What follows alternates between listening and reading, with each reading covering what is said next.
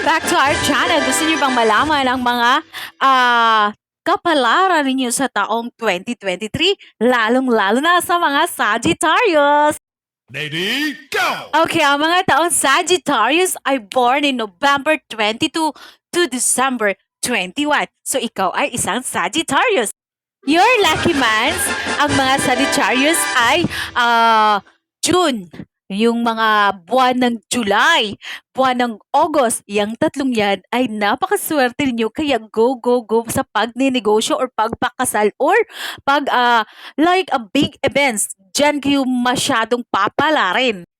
The top 10 lucky days in 2023 will be February 3, March 3, May 23, June 5, June 22, July 23, July 31, August 8, and August 14. At huwag kalimutan ang June 22. Ang mga lucky color ninyo ay dark blue. Kaya magsuot sa mga months na yan at dates dahil napakaswerte nyo because it radiates self-confidence. Additionally, these color shades also reflect the casual way you solve your problem. So Sagittarius will shine in 2023! Wow, congratulations! Okay, their moment of glory will finally be her. They will feel much more confident about the abilities they have and this will broaden their outlook. Okay, just like a flower opening in the rays of the sun in spring, dyan kayo magbo-bloom. Okay, basically 2023 will be the year when they reach their full professional potential and beyond, lalo-lalo na sa mga nagwo-work.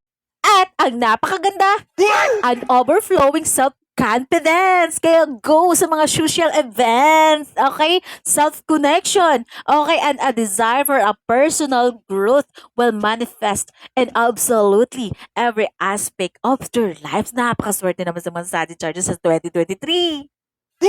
Okay, in terms of relationship, they will manage to balance themselves and find more effective ways to resolve conflicts. That's good. Marunong magpakumbaba in order to penetrate the space of true love. Congratulations! Ayan. So, even in terms of romance, in 2023 will be a year of full of precious sentimental rewards. That's good. So, ang pinakaswerte ninyo is summer will be the unforgettable for you. Ayan, ang nagbabadyang swerte at success sa summer. Kaya kung ikaw ay naniniwala sa pampaswerte ay mag-double tap and follow for more. This is Gian Mikabalon Molion and I will be your guidance sa kapala.